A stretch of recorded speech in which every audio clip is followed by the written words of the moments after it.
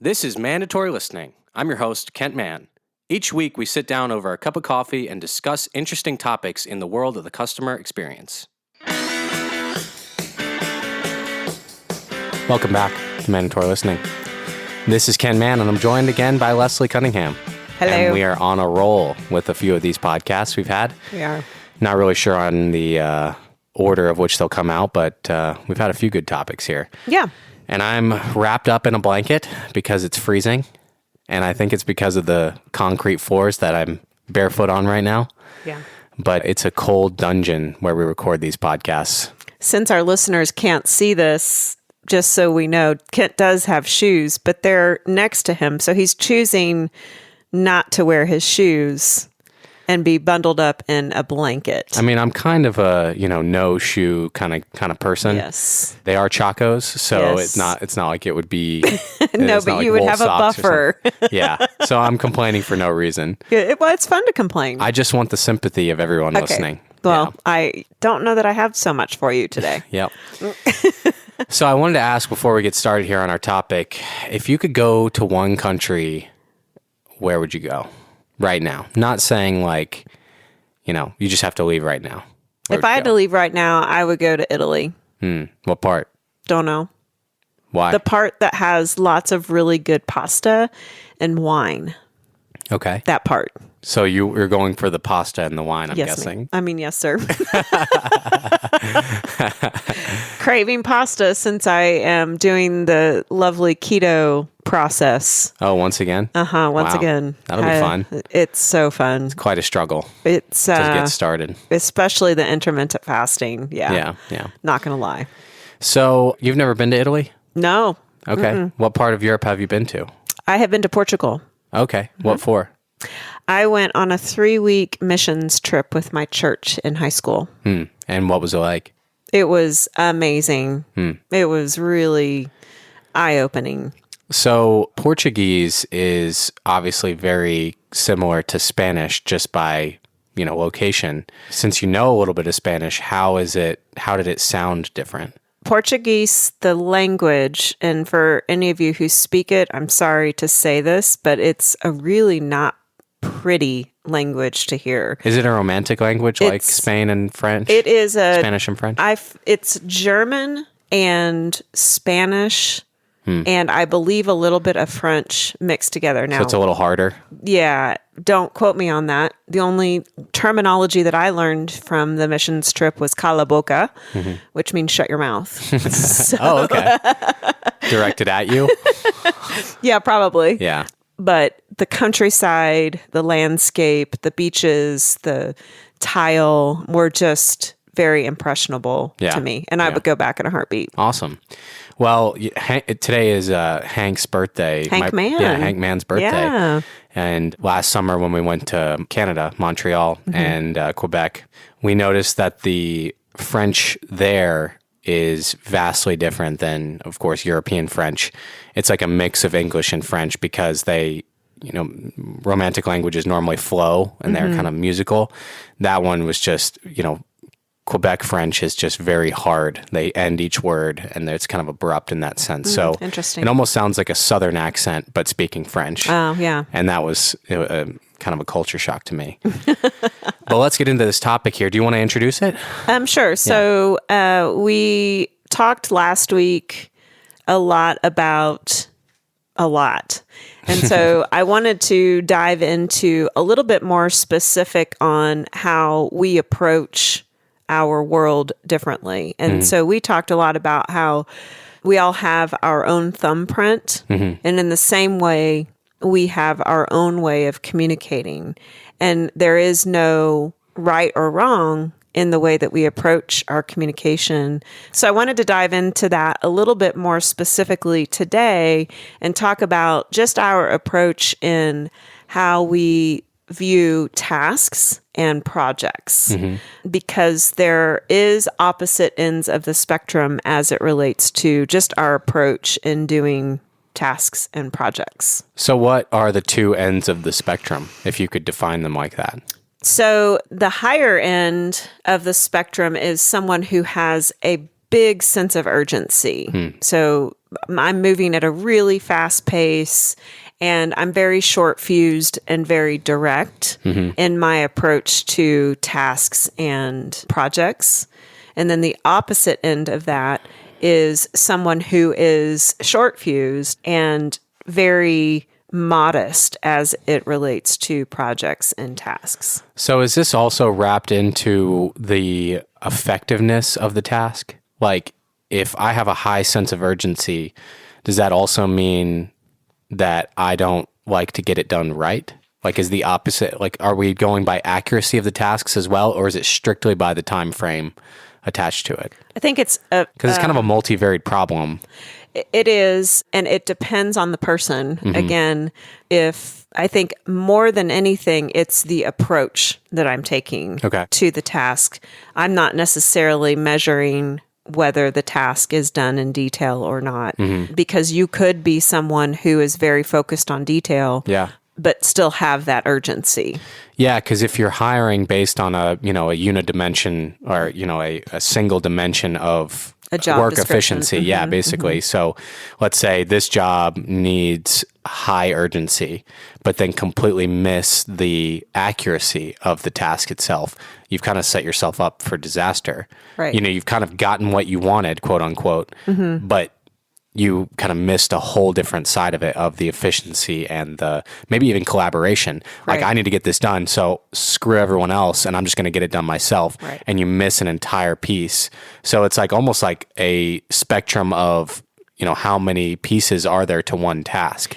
Right. To I think also to one task, but also to one job description, because I think that there are multiple competencies as it relates to jobs. And so if we're not able to define exactly what we need as far as competencies are concerned, then it's going to be a harder job in finding that person, because we're just finding a person for the sake of finding them. Rather than focused on, give me an example of how you approach tasks. And can they show you urgency if that's what you're looking for? Or can they show you a systematic approach if that's what you're looking for? So does this fall into the criteria under creating the job, like we said in the last podcast, where we're crafting a job for a specific and then looking for the person? Correct. Or is it this person is on, has this level of urgency, therefore they're not suited to the job? Which way are you starting? So probably both, because we have people in positions now who we might need a little bit more urgency from, but we hired a person who that's not how they approach their tasks. And neither one is right or wrong. But once we know that information, we know how to coach. And then knowing that, oh yeah, in this manager's job, I do need someone who's going to be urgent, then hiring to that becomes into play as well. And asking the right questions to know that they've given you good, solid examples of how they are urgent, how that plays out and what that looks like in their day-to-day. So let's say you already have a team of people. How do you start by evaluating, all right, these people's level of urgency or their level of buy-in to this way of working? Whether this one is this is for a hypothetical, a medium level of urgency, a high level of urgency, or a low level of urgency. How do you start to define that? What's step one? Well, a lot of this is you can tell by behavior. So we use the DISC assessment at the Man Group to learn this information. But you can also pay attention to just body language as it relates to even walking. If a person is naturally urgent, they're going to walk very fast and in a straight line. And they're not really going to slow down for you if you're talking to them. So that would be a sign. Now, this is general characteristics, right? And it's until you've taken the assessment, it's a little bit harder to nail down. But one way of knowing if you're an urgent person and someone isn't moving fast enough for you, they're probably on the opposite end of the spectrum. And that's the yin and yang of complication as it relates to communication, because someone who is very urgent naturally and is working with someone who is not urgent, then our judgment begins.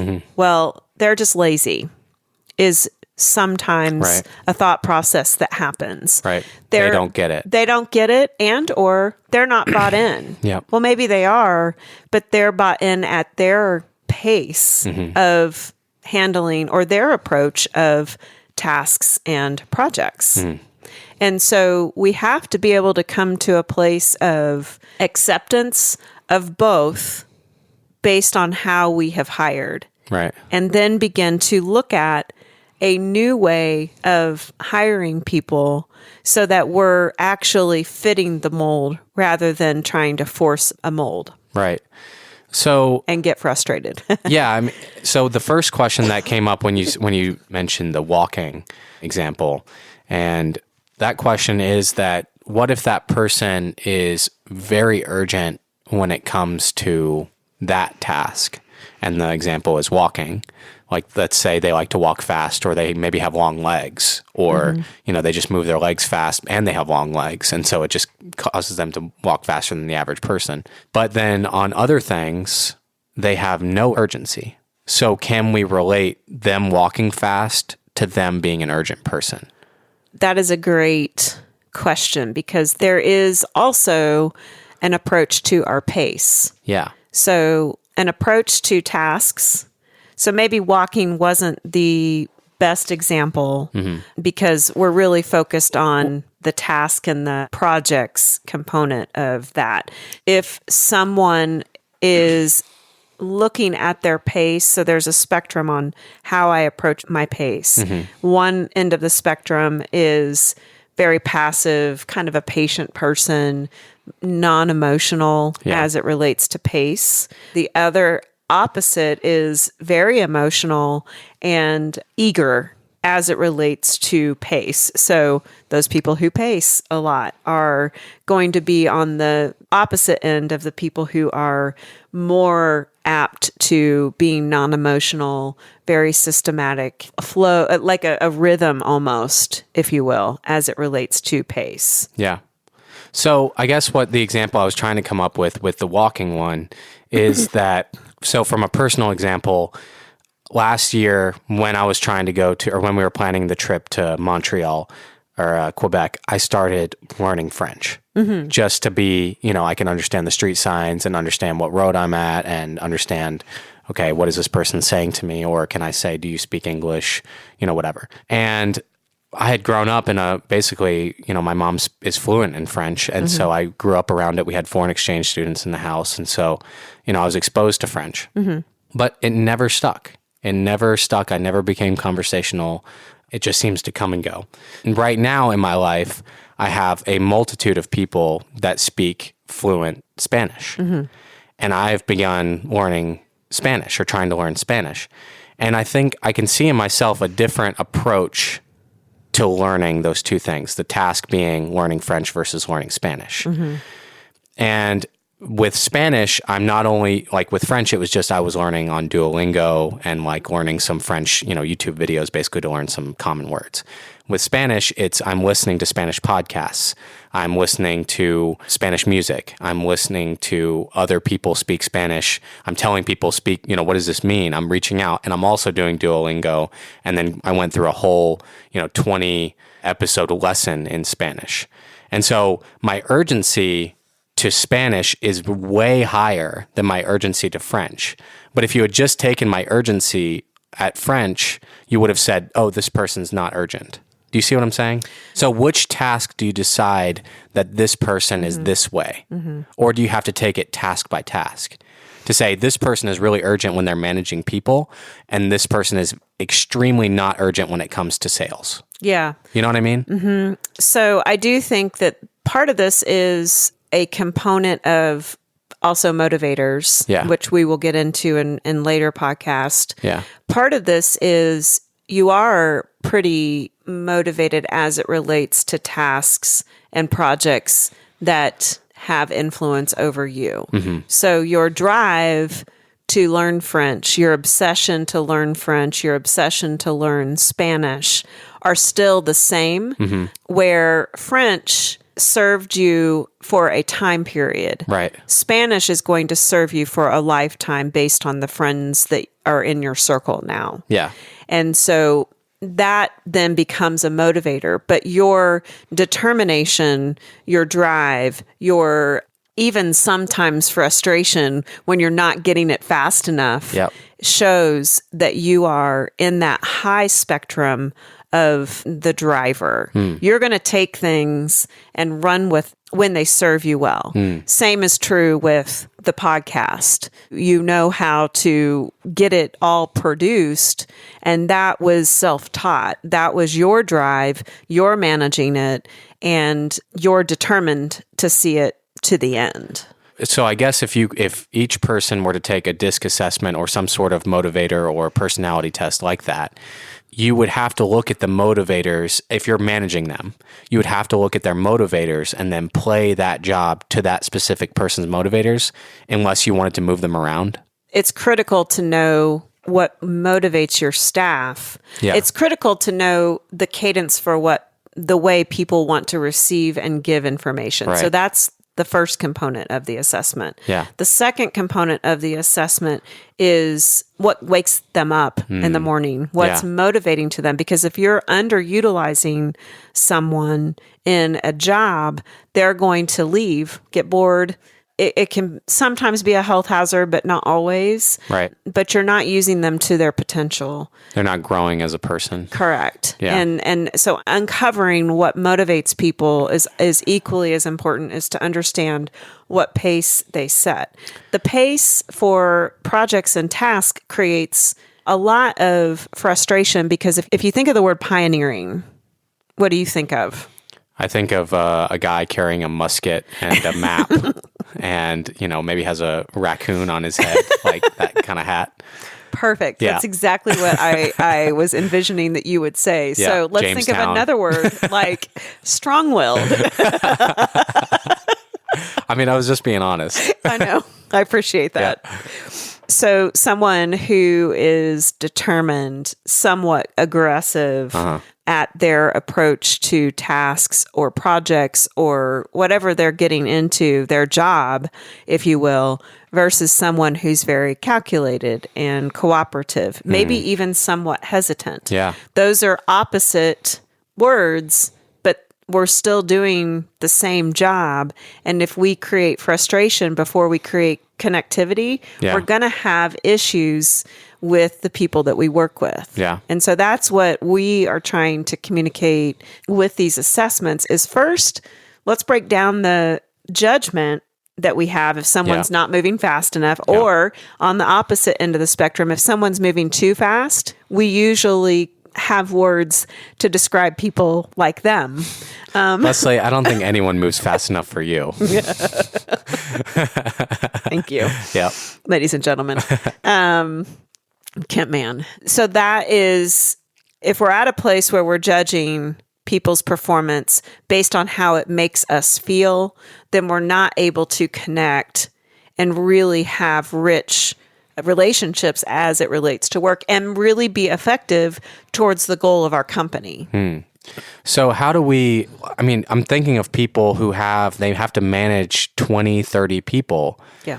And they have to sort through, okay, so I have to talk to this person about this, and they're this kind of communication style, so I have to act like this. And then I have to, 5 minutes later, I have to talk to this person who is this kind of communication style or is motivated by this. This seems so complicated. And I'm sure, this is your baby almost. And so how does someone become good at this when they're not certified in these types of, personality examinations? I think awareness is key. Just to understand, I'll never know it all, but I can at least try.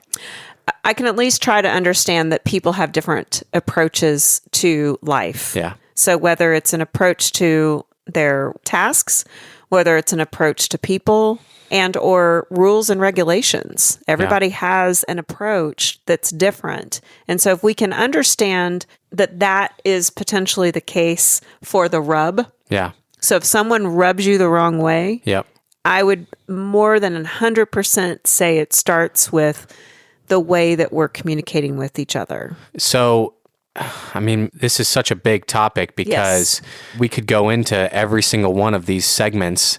And, I think if we could just have, when you're teaching the DISC assessment, you break it down into the quadrants of the brain. Correct. And so we can just kind of lump these, these people tend to fall into this category most of the time. And then other times they tend to fall into this category some of the time. At what point does this become counterintuitive, where I'm spending too much time just trying to not hurt anybody's feelings? Because we still have to get shit done. We're still a company. So, at what point do you draw the line? When you're not getting the results that you hired a person to get. Yeah. So that goes back to last week, where creating the job first. Correct. So that way there's no misinterpretation of this job did not get done. Right. And I think it's important to know that there's no right or wrong decisions, but being clear on the choices that you need to make for the positions that you're hiring are critical. So for example, I'm working with a client now who needs people in their company who are working autonomously. So what does the word autonomous look like from a job description standpoint? Yeah. And then how do you go and find, once you've defined that, how do you go and find those people? So what are the questions that you're going to ask to draw out examples of how they are autonomous?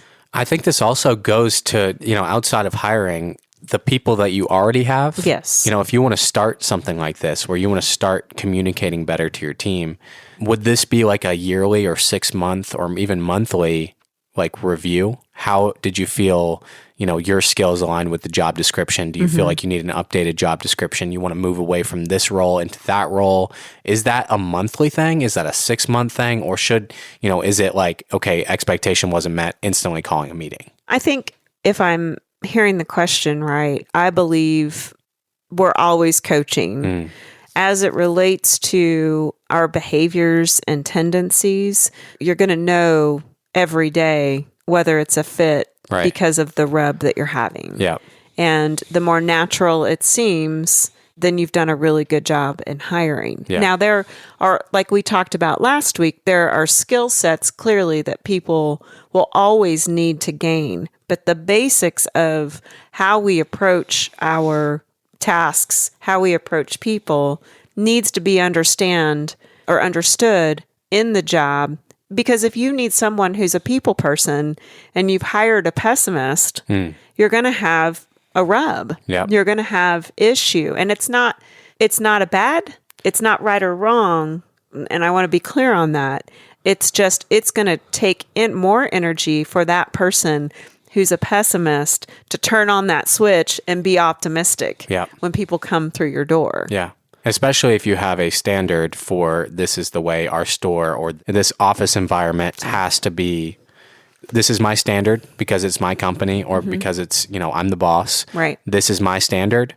And so therefore it's not right or wrong, but we've got there's a missed expectation here. That's right. And so, I think that to reiterate it's not right or wrong, just is this the right job for you? Right. Is this a right fit? Is this a win-win? That's the importance of the win-win conversation when you're having interviews. Yeah. Is this has to be a good fit. I mean, even like I said, 6 month or yearly reviews, is this a win-win still? Is this still a win-win? Is this where you want to be in a year? That's right. Is this where you want to be in 5 years? That's right. And so I think oftentimes people are scared to have that conversation because it's like, well, what if they leave? Well, yeah, I mean, what if they leave? Because would you rather them stay and be miserable? And you be miserable and you managing. be frustrated because, they're on their way out. They don't want to be there anymore. And, or the other end, someone really wants to stay and you want them out. Right. And they're just begging you to stay. Right. That's also horrible. Yeah. So bad situation on both ends. But I think the more often you're communicating about,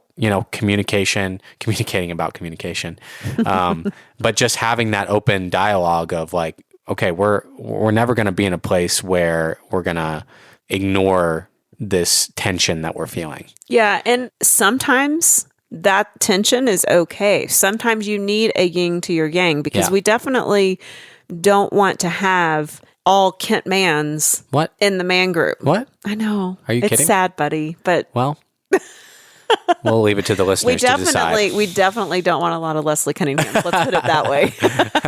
And so the ability, again, to have all types of people in your company to progress your vision forward takes a collaborative effort of very vulnerable communication without judgment that we've been conditioned to believe that we already have. Yeah. And so if we can let go of the fact that, Kent, you just don't move fast enough for me, rather than seek to understand who you are and your approach, because I might learn something. Yeah.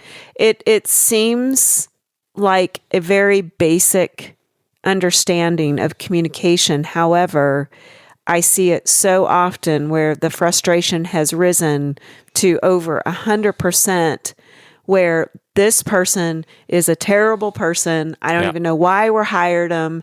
And that just can't be the case. Yeah. Especially in, today where firing people can be such an issue sometimes. Yeah. You can't get angry and fire people anymore. No. It's not acceptable anymore. Yeah. And so giving someone the power over you to make you angry just has to be, moving forward. It's a challenge to the listeners, a challenge to myself, a challenge to everyone to don't give someone the power over you to let them anger you. Yeah. And it's a constant every minute struggle. Yes. But just that struggle against that negative emotion, I think is always a good thing. Yeah. Because you're just, like you said, awareness for it. It takes a great leader to understand that when you are already evoked into a negative feeling about a person, they've done nothing. It is your own story that you need to listen to. Yep. So, well, I think that's as good a place as any to cut this one. I think we've really, just cracked the door on this subject because it's so huge. And I would love to hear, this is the end of the podcast club for this one.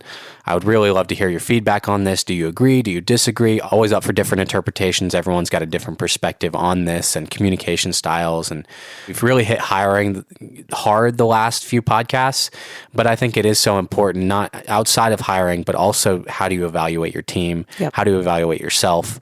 And I would love to hear people's opinion about if you have a but situation that you would like to email us or call me directly or email me directly so that I can look at the situation, because I think that will help us in this process of understanding about how to be effective communicating. Yeah, I found in my life having a different perspective just for someone to listen and to provide their perspective can be absolutely, world opening in some sense. It just, I never thought about it that way. Or just the fact that you telling it, getting off your chest and getting that almost like toxic feeling outside and just letting it sit for a second has been hugely beneficial for me, and not letting those negative emotions weigh you down. Yeah, good. And just being able to, having those people that you can share with at all times is hugely important. So that's the end of the podcast club. Feel free to reach out. Love to hear your feedback on that, because it's something that we are constantly evaluating. Yep. So thanks for listening, and thanks, Leslie, for joining. You're welcome. That's it for this episode. If you like what you hear, subscribe and leave a review on our iTunes channel. We'll see you next week.